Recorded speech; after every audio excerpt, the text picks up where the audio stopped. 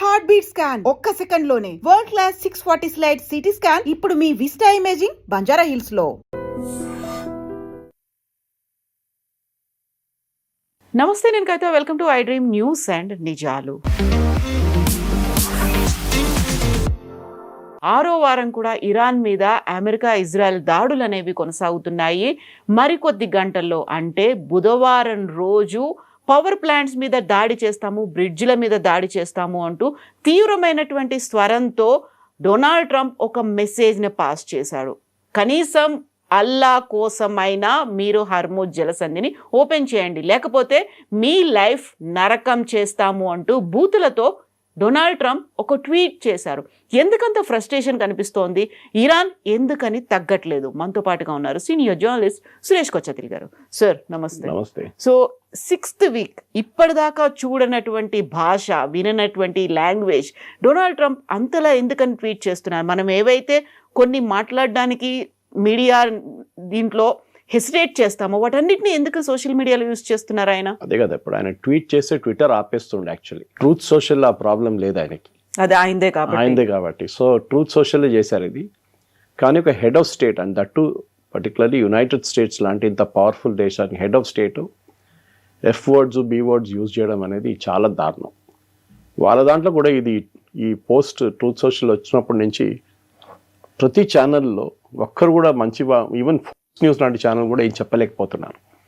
అంటే మీరు మీ అసిస్టెంట్స్ ఎవరో, లేకుంటే మీ పార్టీ వాళ్ళ వైపు నుంచి ఉన్న మీ కాంగ్రెస్ మ్యాన్ ఎవరో చెప్తే అది ఇంకోటి.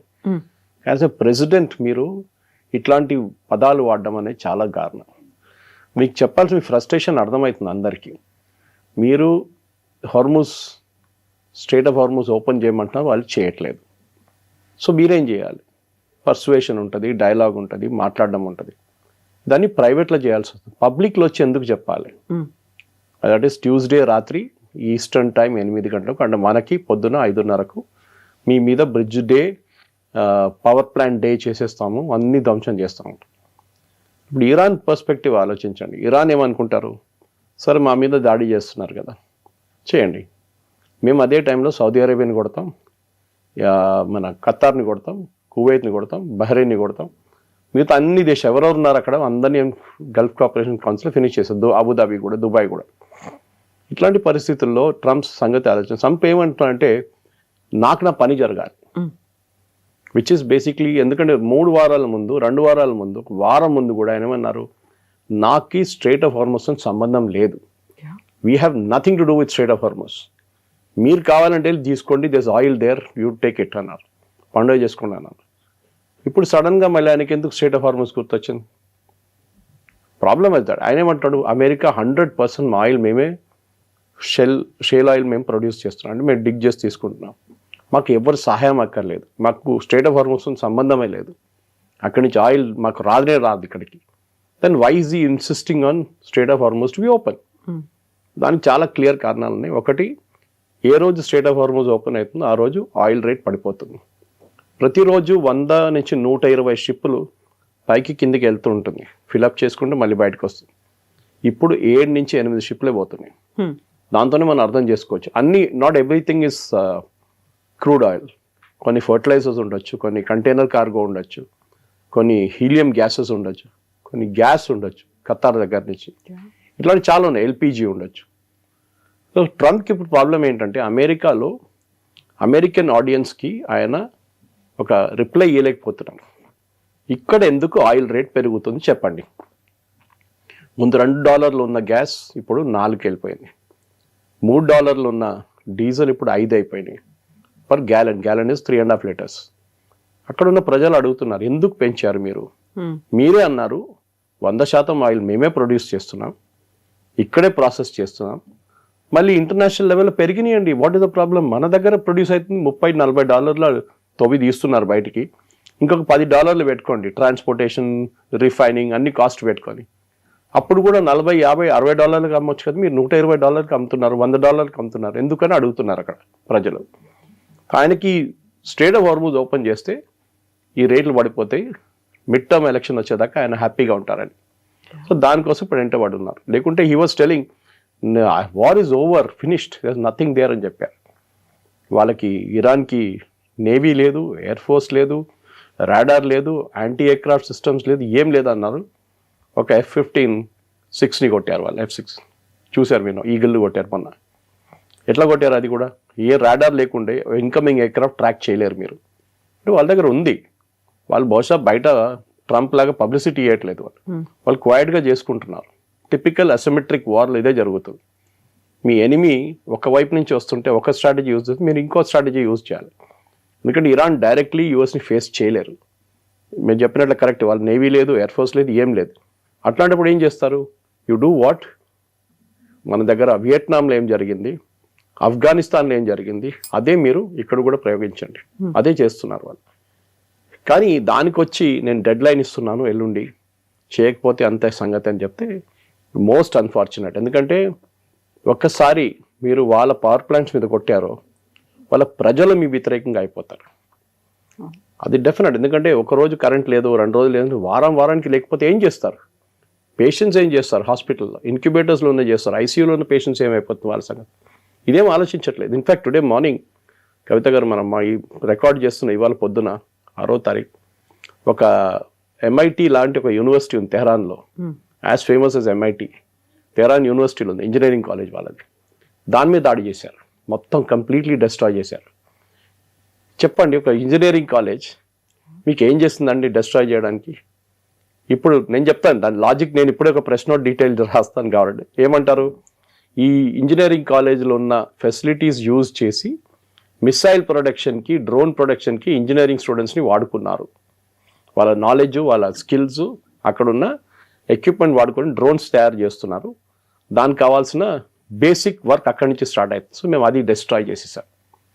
ఇది ఒక ఇల్లాజికల్ థింగ్. రేపు అమెరికాలో ఉన్న ఒరిజినల్ MIT మీద ఎవరైనా దాడి చేస్తే అప్పుడు అమెరికా ఏమంటారు? ఖండిస్తారు, అని అంటారు what is this non sense, అది ఇది అంటారు. కానీ ఇరాన్లో ఉన్న ఒక ఇంజనీరింగ్ కాలేజ్ డిస్ట్రాయ్ చేయడం అనేది, you go after revolutionary guards. ఎవరు వద్దన్నట్లేదు, వాళ్ళ ఆర్మీ కానీ వాళ్ళ రెవల్యూషనరీ గార్డ్స్ కానీ. కానీ హాస్పిటల్ని కొట్టడము, MIT లాంటి ఒక వాళ్ళ ఇంజనీరింగ్ కాలేజ్ని కొట్టడం, ఇది అబ్సల్యూట్లీ నో లాజిక్ అన్నమాట. మనం చూస్తున్నాం, మొన్న కూడా రెస్క్యూ అటెంప్ట్ జరిగినప్పుడు CIA వాళ్ళు ఒక మిస్ఇన్ఫర్మేషన్ క్యాంపెయిన్ నడిపించారు. నేను దాని గురించి ఒక ఛానల్ చెప్పాను కూడా.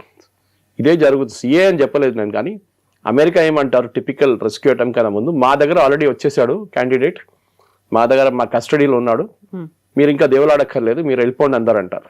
అదే జరిగింది. ఇరానియన్స్ విత్డ్రూ థింకింగ్ ఆల్రెడీ వీళ్ళు తీసుకెళ్ళిపోయారు. తర్వాత వాళ్ళు ఎయిర్క్రాఫ్ట్, హెలికాప్టర్స్ అని చూసినప్పుడు మళ్ళీ తిరిగి వచ్చారు వాళ్ళు. అక్కడే ఒక పెద్ద ఫైర్ ఫైట్ జరిగింది, మనకు తెలిసింది అది. దాంట్లో ఒక ట్రాన్స్పోర్ట్ ఎయిర్క్రాఫ్ట్ వీళ్ళు ఒక రఫ్ రన్వేలో దింపారు, చిన్న ట్రాన్స్పోర్ట్ ఎయిర్క్రాఫ్ట్. దాంట్లో పాసిబుల్లీ నేవీ సీల్స్ వాళ్ళు వచ్చారు. కానీ ఆ ట్రాన్స్పోర్ట్ ఎయిర్క్రాఫ్ట్ అక్కడున్న ఇసుకలో, శాండ్లో ఉనిపోయింది అనమాట. దాని తర్వాత దాన్ని టేక్ ఆఫ్ చేయలేకపోయారు. సో ఇదంతా అయిన తర్వాత వీళ్ళందరూ రెస్క్యూ చేసి హెలికాప్టర్ తీసుకెళ్ళిపోయిందా, వాళ్ళు ఇంకో జెట్ పంపించి దీన్ని బాంబ్ చేశారు. అదే ఇప్పుడు ఇరానియన్ స్టేట్ మీడియాలో చూపిస్తున్నారు విజువల్స్. $100 million. వాళ్ళకేం కాదు అది. ఇప్పుడు నా దగ్గర ఒక గెస్ట్ ఇవాళ అడిగారు పొద్దున, సురేష్ గారు ఒక్క జీవితం కోసం ఇంత ఖర్చు పెట్టాలనా అమెరికా అని అడిగారు. నేను చెప్పాను, వాళ్ళ దాంట్లో it is not the money, it's a prestige. రేపు ఈ ఇరాన్ చేతిలో వీడు దొరికింది అనుకోండి, ఇప్పుడు దొరకలేదు, ఆ specialist, arms specialist, what ever they call him, is not a pilot, ఆయన కర్నల్ ర్యాంక్, అది కూడా దొరికితే వాళ్ళు సరే పరేడ్ చేసుకుంటారు. వాళ్ళు ప్రతి టెలివిజన్ ఛానల్లో, ప్రతి దాంట్లో లోకంలో అందరికీ ఈయన ముఖం చూపిస్తారు, ఈయన వీడియో చూపిస్తారు. దాంతో అమెరికా దగ్గర ఉన్న పరువు మొత్తం పోతుంది. That such a powerful nation could not protect your own airmen అని. ఇప్పుడు మనం ప్యారలల్స్ డ్రా చేయాలంటే మన దగ్గర ఆపరేషన్ సింధు టైంలో అభినందన్ని ఎజెక్ట్ చేయాల్సి వచ్చింది పాకిస్తాన్లో, MiG-21. మనం ఏం చేసాం, మన దగ్గర కూడా అట్లాంటి రెస్క్యూ అటెంప్ట్ మనం ఆ టైంలో చేయలేం, చాలా రిస్కీ. ఇది కూడా చూడండి ఎంతమంది, ఆల్మోస్ట్ 100 మంది దాకా పార్టిసిపేట్ చేశారంట ఈ రెస్క్యూలో, ఇంక్లూడింగ్ నేవీ సీల్స్. ఒక 12 ఎయిర్క్రాఫ్ట్ పార్టిసిపేట్ చేశారంట. కానీ మనం ఏం చేసాం, ప్రెషర్ పెట్టాం పాకిస్తాన్ మీద. మీకు గుర్తుంటుంది, పాకిస్తాన్ అసెంబ్లీలో, నేషనల్ అసెంబ్లీలో వాళ్ళ ఫారిన్ మినిస్టర్ మాట్లాడుతున్నారు, మా ఆర్మీ చీఫ్ వచ్చి మా ప్రధానమంత్రిని బ్రీఫ్ చేశారు, అభినందన్ని నెక్స్ట్ 24 అవర్స్లో ఇండియాకి పంపించకపోతే ఇండియా వైపు నుంచి అన్ని మిసైల్స్ మా వైపు టర్న్ చేసి పెట్టారు, వాళ్ళు కొట్టేస్తారు మోదీ గారు అని చెప్పారంట. అండ్ ఈ మేడ్ అ స్టేట్మెంట్, ఈ సేస్ లెగ్స్ వర్ షేకింగ్ అన్నారు పాకిస్తాన్ ఆర్మీ చీఫ్ది. అప్పుడు వితిన్ 24 hours రిటర్న్ చేశారు. దానికన్నా ముందు నచికేత మీకు గుర్తుంటుంది, during Kargil war same situation. అన్నిటికంటే డేంజరస్ ఏంటంటే మీ ఎనిమీస్లో మీరు దొరకపోతే ఈవెన్ అభినందన్ని కొట్టారు వాళ్ళు, మొత్తం ఫోర్స్ అంతా బ్లడ్ ఉండే ఆయనది. కానీ ఈ పరిస్థితుల్లో దిస్ పర్టికులర్ టెక్స్ట్ బుక్ ఏం చెప్తారు, ఒక రిట్రీవల్ జరిగింది, అప్రిషియేట్ చేయాల్సింది అది, నో డౌట్. బట్ ట్రంప్ ఏంటి, ట్రంప్ రోల్ ఏంటి? ఆయన చెప్పుకుంటూ చూస్తే ఆర్మీ వైపు నుంచి ఇవాళ దాకా కవిత గారు సెంట్కామ్ నుంచి ఒక స్టేట్మెంట్ రాలేదు, సెంట్రల్ కమాండ్ నుంచి నథింగ్. ఆఫీసర్ పేరు చెప్పక్కర్లేదు. ఆయన సీరియస్లీ ఇంజర్డ్ అంటున్నాడు Trump, but he'll be okay అంటున్నారు. అసలు ఏంటి, ఏం జరిగింది అసలు మనకు తెలియదు. బట్ ఓకే, అది మీ ప్రాబ్లం, మీరు సార్ట్అవుట్ చేసుకోండి. కానీ డెడ్ లైన్ ఇవ్వడం ఏంటి, అదే అర్థం కావట్లేదు. ఇది జరిగితే I think the entire Gulf will go up in flames. Qatar already వాళ్ళ గ్యాస్ ప్రొడక్షన్ ఆపేశారు, మన సౌదీ అరేబియా ప్రొడక్షన్ కట్ చేసేసారు, కువైత్ రిఫైనరీ మీద డైలీ దాడి జరుగుతుంది, బహ్రెయిన్లో ఉన్న రిఫైనరీ అంతే సంగతి, ఫుజరాలో ఉన్న వాళ్ళ ఆయిల్ డిపో మీద అక్కడ కొట్టారు, సౌదీ అరేబియాలో ఉన్న వాళ్ళ రిఫైనరీ మీద కొట్టారు. ఇటు వైపు మీరు చూస్తే సౌదీ అయిపోయింది, బహ్రెయిన్ అయిపోయింది, ఖతర్ గ్యాస్ ఫీల్డ్స్ మీద ఇరాన్ దాడి చేశారు. So everywhere it is a mess. ఇది సార్ట్అవుట్ చేసి మీకు రావడానికి, మీకు నార్మల్ కాస్ట్లో మీకు ప్రొడక్షన్ కాస్ట్ రావాలంటే ట్రంప్ స్టేట్ ఆఫ్ హోర్ముజ్ తెరిచి నో యూస్. ఎందుకంటే ప్రొడక్షన్ లేదు. ప్రొడక్షన్ ఉంటే కదా ఆయిల్ ఫిల్ చేసేది. ప్రొడక్షన్ లేనప్పుడు ఏం చేస్తారు? వీళ్ళ రిఫైనరీ కొట్టారు, వాళ్ళ రిఫైనరీ కొట్టారు. ఎవరు రిఫైన్ చేస్తారు? ఇండియాకి తీసుకొస్తారా? రిలయన్స్కి తీసుకొచ్చి రిలయన్స్ వాళ్ళకి ఇస్తారా జామ్నగర్లో? ఇదే అర్థం కావట్లేదు. సో టుడే ప్రెసిడెంట్ ట్రంప్ దాని నుంచి బయటపడడానికి చాలా డెస్పరేట్గా ట్రై చేస్తున్నారు. పాసిబ్లీ ఆమె అనుకుంటున్నాడు అంటే నేను ఈ ఒక బ్లాక్మెయిల్ ఇచ్చేసి స్ట్రేట్ ఆఫ్ హార్మూజ్ ఓపెన్ చేసి అయిపోయింది యుద్ధం, నేను వెళ్ళిపోతున్నాను ఇంటికి అని చెప్పి వెళ్ళిపోతారు. That is what is trying to do now. ఇప్పుడు పవర్ ప్లాంట్లని వదిలిపెట్టము, బ్రిడ్జిలని వదిలిపెట్టము, జస్ట్ మీరు హార్మూజ్ జలసంధిని మాత్రం ఓపెన్ చెయ్యండి. గాడ్ నేమ్ తీసుకున్నాడు అక్కడ, అదర్వైజ్ మీరంతా నరకం, హెల్లో ఉన్న పరిస్థితి అక్కడ క్రియేట్ అవుతుంది అనేది ఇంత తీవ్ర స్థాయిలో హెచ్చరికలు చేస్తున్నప్పుడు ఇరాన్ మాత్రం అంతే స్ట్రాంగ్గా చెప్తోంది. అందులో వాళ్ళ ఆర్మీ చీఫ్ కూడా ఈరోజు చనిపోయాడు అనేటువంటి న్యూస్ అనేది వస్తున్నప్పుడు ఎక్కడికి వెళ్తోంది అనుకున్నప్పుడు మళ్ళీ ఇంకొక న్యూస్ 45 days సీజ్ ఫైర్ కోసం ప్రయత్నాలు అనేవి జరుగుతున్నాయి అనే మాట. వాళ్ళ IRGC ఇంటెలిజెన్స్ చీఫ్ చనిపోయారు వాళ్ళు పొద్దున, అది అంగీకరించారు వాళ్ళు. కానీ ప్రాబ్లం ఎక్కడ వస్తుందంటే కవిత గారు, ఈ 45 రోజులు సీజ్ ఫైర్ కాదు, లాంగ్ టర్మ్ సొల్యూషన్ కావాల్సి వస్తుంది. మీరు అంటున్నారు, ఇరాన్ అంటున్నారు హోర్మూజ్ మేము మూతపడలేదు, హోర్మూజ్ బాగానే ఉంది, we're not allowing American ships and Israeli ships and వాళ్ళ తోడు ఉన్న వాళ్ళ షిప్స్ అలౌ చేయట్లేదు అంతే. వేర్ చైనీస్ షిప్స్ పోతున్నాయి, ఇండియన్ షిప్స్ పోతున్నాయి, పాకిస్తానీ పోతే ఈవెన్ ఇండోనేషియన్ షిప్స్ మొదలైనవి. ఇప్పుడు వాళ్ళ షిప్స్ వెళ్తున్నాయి, ప్రాబ్లం లేదు. కానీ ద మెయిన్ ప్రాబ్లమ్ ఇది అమెరికాకి అమెరికన్ షిప్స్ అనేది లేదు ఎక్కువ. కానీ లైబీరియన్ ఫ్లాగ్డ్ ఉండొచ్చు, ఎవరైనా ఉండొచ్చు, దాన్ని ఇరాన్ పోనీయట్లేదు. సో అక్కడే ప్రాబ్లం వస్తుంది. ఎందుకంటే వీళ్ళు ఒక కోడ్ పెట్టుకున్నారు ఇరాన్, వాళ్ళ వైపు నుంచి మీరు పర్మిషన్ తీసుకోవాలంటే ఒక కోడ్ ఇస్తారు వాళ్ళు. ఆ కోడ్ ఈ ship has to give every time the pass through Hormuz. ఇప్పుడు నిన్న మొన్న కూడా 2 న్యూస్ ఐటమ్స్ వచ్చాయి. Oman and Iran strait of హార్మూజ్ని ఎట్లా కంట్రోల్ చేయాలని మాట్లాడుతున్నారంట. ఎందుకంటే ఈ స్ట్రేట్ ఆఫ్ హార్మూజ్ అనేది పర్షియన్ గల్ఫ్ నుంచి స్టార్ట్ అయ్యి కిందకు వచ్చి దుబాయ్ దగ్గర ఇట్లా తిరుగుతుంది, అది takes a U-turn like thing and then strait of Hormuz start అవుతుంది. ఆ పాయింట్లో 2 దేశాలకు ఉన్న టెరిటోరియల్ వాటర్స్ అది. మన దగ్గర కూడా మన దేశం నుంచి 35-40 కిలోమీటర్ల దాకా మనకు ఒక టెరిటోరియల్ రైట్స్ ఉంటుంది, మనకి ఎకనామిక్ జోన్ మనది అది. అక్కడ మిగతా దేశాల నుంచి వచ్చి ఎవరైనా ఫిషింగ్ చేయకూడదు, అన్ని రూల్స్ ఉంటుంది అట్లాంటిది. ఇరాన్ ఎప్పుడు అంటున్నారు, మా వైపు నుంచి వెళ్తున్న షిప్లు మా నీళ్ళ నుంచి వెళ్తుంది, going through my economic waters, next is Oman. So మేము దాని మీద టోల్ పెట్టినా లేకుంటే ఆపేసినా మీకు ప్రాబ్లం ఏంటి? It is not a free flowing river. అది వాళ్ళ లాజిక్ అన్నమాట. కానీ ఇన్ని రోజులు చేయకుండా సడన్గా చేస్తే ఎవరైనా అడుగుతారు ఎందుకు చేస్తున్నారని.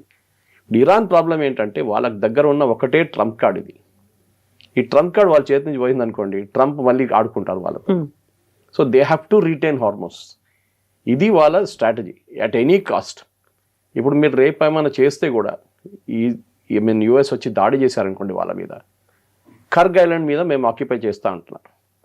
వీళ్ళ స్ట్రాటజీ US ఒక స్ట్రాటజీ ఉండొచ్చు. ఇన్ఫ్యాక్ట్ టుడే మార్నింగ్ చాలామంది 4-star రిటైర్డ్ జనరల్స్ మాట్లాడుతున్నారు, ఇటువైపు బాంబింగ్ చేసినప్పుడు, ఇరాన్ మెయిన్ లైన్ మీద బాంబింగ్ చేసినప్పుడు కర్గ్ ఐలాండ్ వైపు వీళ్ళు ఈ ఫ్లోటిలా పంపిస్తారు, ల్యాండింగ్ షిప్స్ని పంపిస్తారు.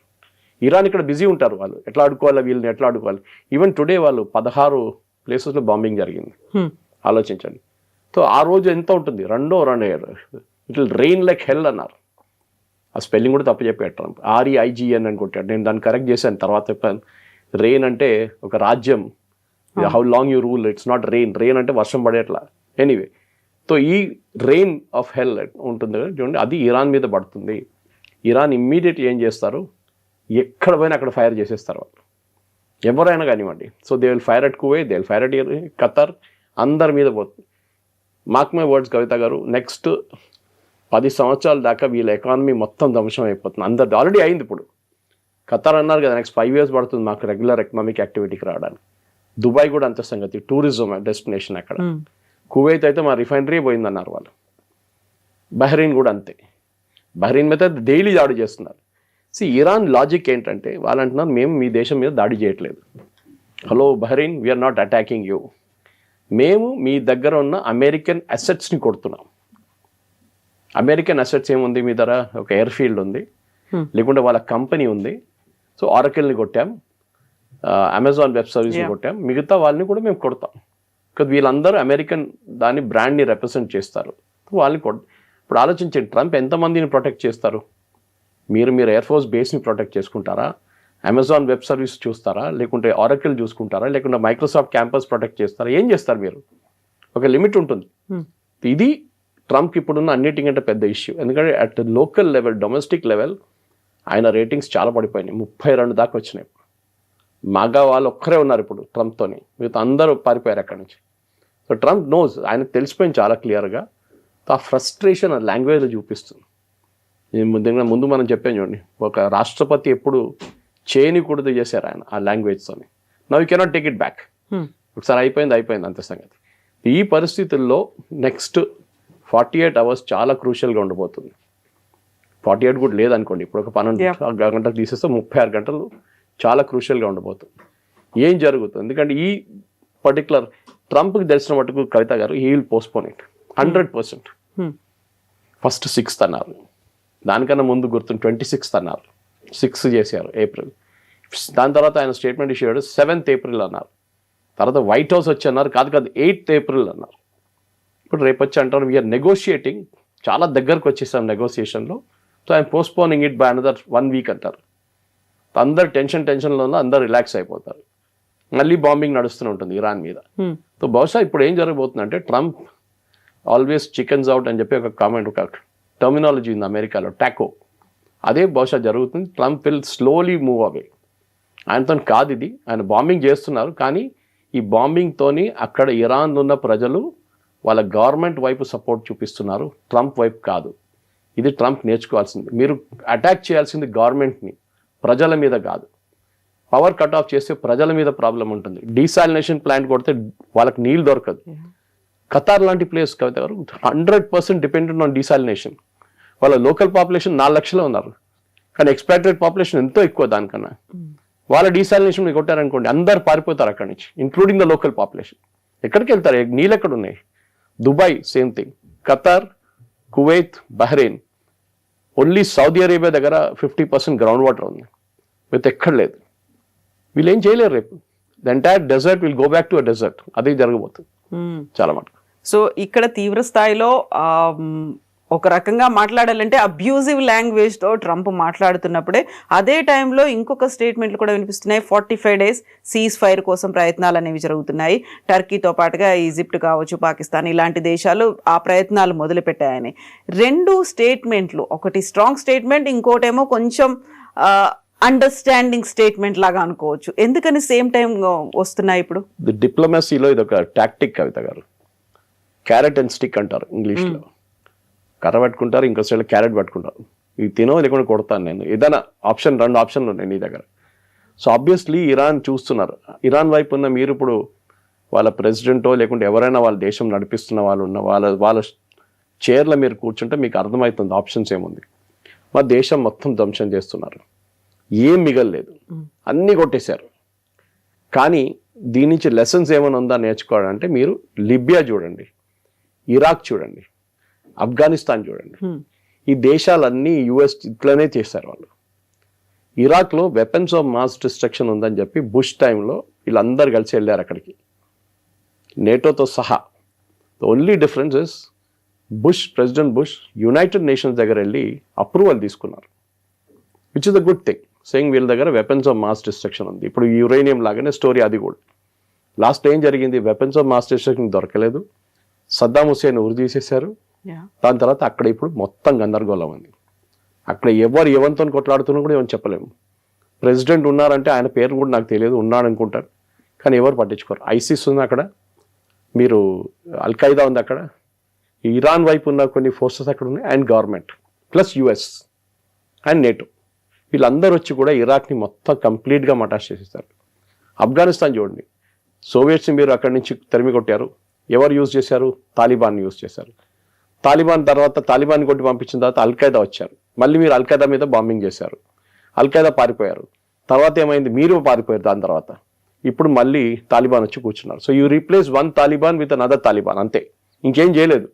ఇన్ని మిలియన్స్ ఖర్చు పెట్టి చేసిన పని ఇది. లిబియా చూడండి, సేమ్ థింగ్ హ్యాపెన్. కర్నల్ గద్దాఫీని దింపాలి, yes agreed, dictator, absolute useless fellow, అంతా కరెక్టే. కానీ ఏం చేశారు దాని తర్వాత? లిబియాలో ఒక గవర్నమెంట్ అంటే గవర్నమెంట్ లేదు, ఇప్పుడు ఉన్నా అంటే ఉంది అంతే. అక్కడ కూడా సేమ్ థింగ్, ఫ్యాక్షన్స్ కొట్టుకుంటున్నారు, వీళ్ళు వాళ్ళ మీద కొట్టుకుంటారు, వాళ్ళు వీళ్ళ మీద, మొత్తం సివిల్ వార్ నడుస్తుంది. Then you take Syria, latest Hafez al అసాద్ని అక్కడి నుంచి వీళ్ళందరూ కలిసి రష్యాకి ప్యాక్ ఆఫ్ చేశారు. ఏం జరుగుతుంది, ఒక టెర్రరిస్ట్ $10 million రివార్డ్ ఆయన తీసుకొచ్చి ప్రెసిడెంట్గా కూర్చోబెట్టారు. ముందు ఐసిస్ టెర్రరిస్ట్ ఉండే ఆయన, ఆలోచించండి. ఇట్లాంటి పరిస్థితి నడుస్తుంది అక్కడ.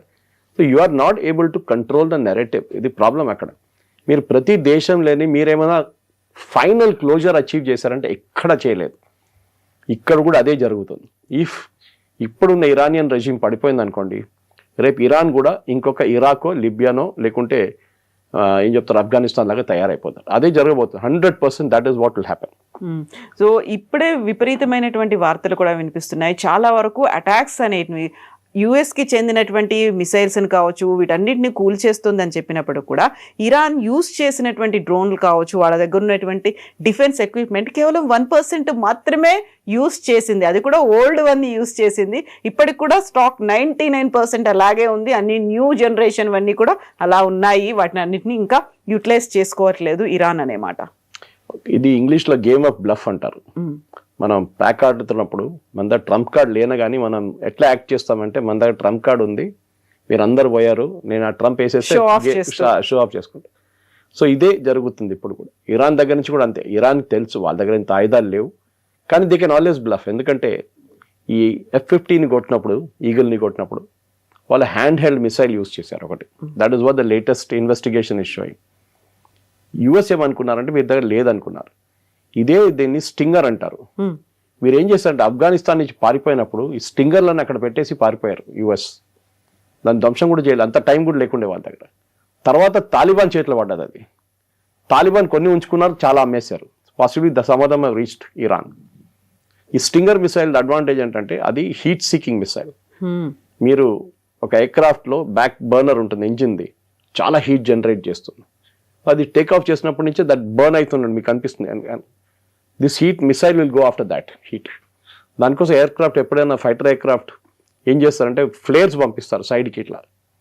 దట్ వాస్ జస్ట్ డైవర్ట్ అనమాట, ఏదైనా మిసైల్ వస్తుంది అట్లా వెళ్ళిపోతుందని. కానీ ఈ కేసులో కరెక్ట్ అది వెళ్ళి కొట్టింది దాన్ని. సో అఫ్కోర్స్ F-15 F-35కి సంబంధమే అసలు world of difference. F-35 is a stealth bomber, versus F-15 పాత టెక్నాలజీ, దాన్ని అప్గ్రేడ్ చేసి వచ్చారు. ఇనీషియల్ డేస్లో నా అంచనా ప్రకారం ఇట్ వాస్ $35 million. తర్వాత అప్గ్రేడ్ 60 అయింది. ఇప్పుడు they are saying now latest one with all the upgrades is around $100 million. మన పాకిస్తాన్ F-16 కూడా వీళ్ళు F-15 F-16 అప్గ్రేడ్ చేస్తున్నారు యూఎస్ ఇప్పుడు, ఎందుకంటే వాళ్ళకి బిజినెస్ అది.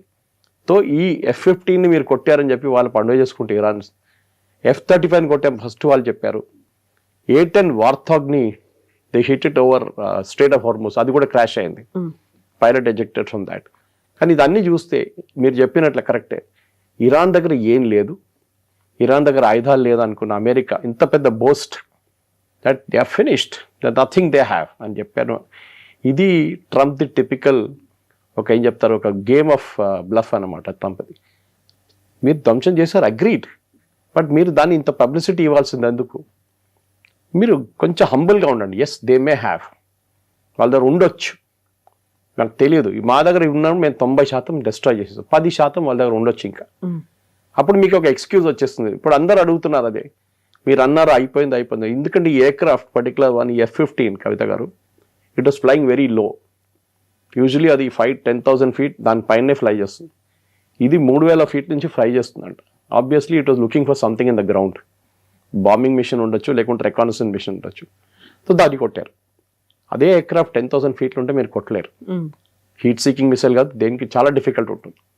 సో అట్లాంటి ఆబ్వియస్లీ మీరు కాన్ఫిడెన్స్ ఏమొచ్చిందంటే మీకు, మేము ఎంత లో పోయినా కానీ ఎవ్వరు మమ్మల్ని ముట్టరు. ట్రంప్ చెప్పారు కదా, Iran skies are free for us, we are flying in and out, B-2 bombers ఎవరైనా కానీ మేము ఫ్లై చేసుకుంటూ పోతే అక్కడ ఏం లేదని చెప్పి. We made the same statement operation సింధూర్లో మనం పాకిస్తానీ రాడర్స్ని కొట్టాం ఫస్ట్.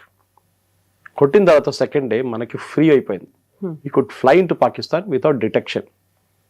ఇది కూడా అదే జరిగింది. కానీ అదే చాలా మంది అంటున్నారు, మన దగ్గర ఉన్న Indian air force officers retire అయిన వాళ్ళు సీనియర్ మంది, వాళ్ళు చాలా మంది ఛానల్స్ ఇంటర్వ్యూలు చెప్తున్నారు, US should have learn from operation Sindoor. చాలా లెసన్స్ ఉండే దాంట్లో. ఒకటి, how to use unconventional war. Pakistan Turkey drones, China drones వాడారు. Pakistan Chinese air traffic systems వాడారు, వాళ్ళ రాడార్స్ వాడారు. ఇరాన్ దగ్గర అదే ఉంది. అమెరికా మన ఫైటర్ జెట్లు కూలిపోయాయి, రఫేల్ కూలిపోయాయి అనేటువంటి క్యాంపెయిన్ చేసేదే వాళ్ళు. అండ్ ట్రంప్ కూడా అదే విషయాన్ని పదే చెప్తూ వచ్చారు కదా. ఇప్పుడు అదే అడుగుతున్నారు అందరూ, మీరు ఒక్క టెక్నికల్ సపోర్ట్ పర్సన్ని, ఒక కర్నల్ని రెస్క్యూ చేయడానికి ఇంత ఖర్చు పెట్టారు. నా దగ్గర ఒకరు అడిగారు, ఎందుకు ఇంత ఖర్చు పెడతారు వీళ్ళు, అయిపోయింది కదా అని ఇట్సేసి అయిపోతుండే కదా.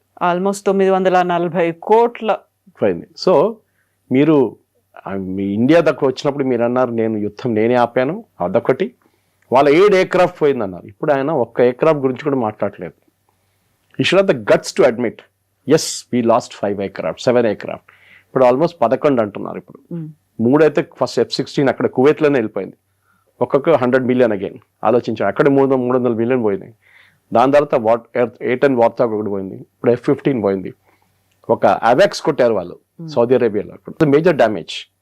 సో ఇట్లాంటి పరిస్థితుల్లో అమెరికా దగ్గర ఇప్పుడు ఏం చెప్తారు, they have no right to show a face అంటారు ఇంగ్లీష్లో. చూపిలేక వాళ్ళు పబ్లిక్లో ప్రెసిడెంట్ ట్రంప్ వచ్చి రేపు ఒక రిపోర్ట్ కార్డ్ ఇవ్వాలంటే ఆయన ఇవ్వలేడు. మమ్మల్ని అంటే భారతదేశాన్ని ఎట్లా మాక్ చేశారు ఆ రోజు. They have lost aircraft, they have lost 7 aircraft. Who ఈ డజంట్ స్పెసిఫై. నేనే సీజ్ ఫైర్ చేయించాను, మీకు తెలుసు కదా, నేనే చేయించాను. ఇప్పుడు అస్సలు ఆయనకు ఒక వైట్ హౌస్లో దాచుకుంటున్నాడు, ఇప్పుడు బయటికి రావట్లేదు. ఇన్ఫాక్ట్ దిస్ వీకెండ్ ఈ didn't go to Florida.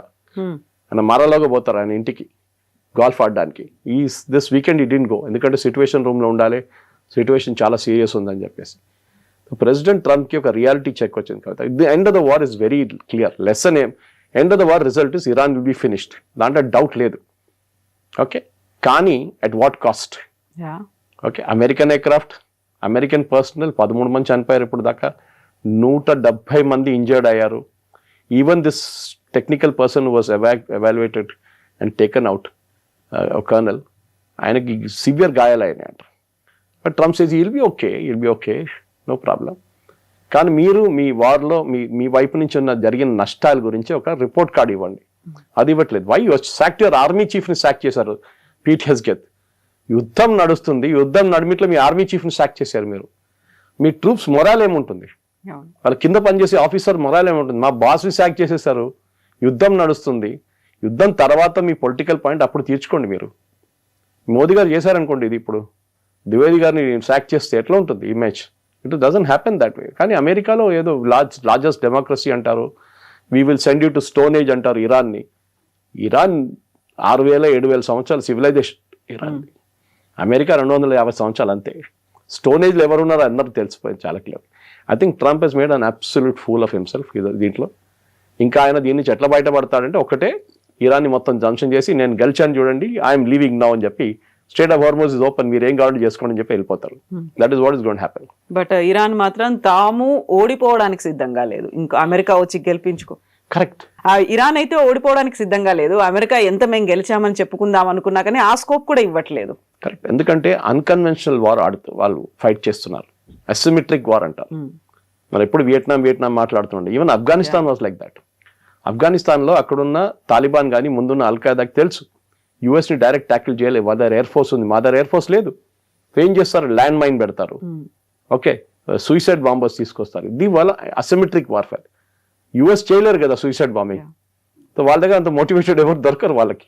So ఇది వాళ్ళు చేస్తారనమాట. సో వాళ్ళ వైపు ఉన్న టాక్టిక్స్ వాళ్ళు యూజ్ చేస్తారు, అమెరికా వైపు ఎయిర్ పవర్ యూజ్ చేస్తారు. కానీ air power will not work unless your boots on the ground. మీ సోల్జర్స్ దింపితేనే ఒక మార్పు వస్తుంది ఇరాన్లో, లేకుంటే రాదు.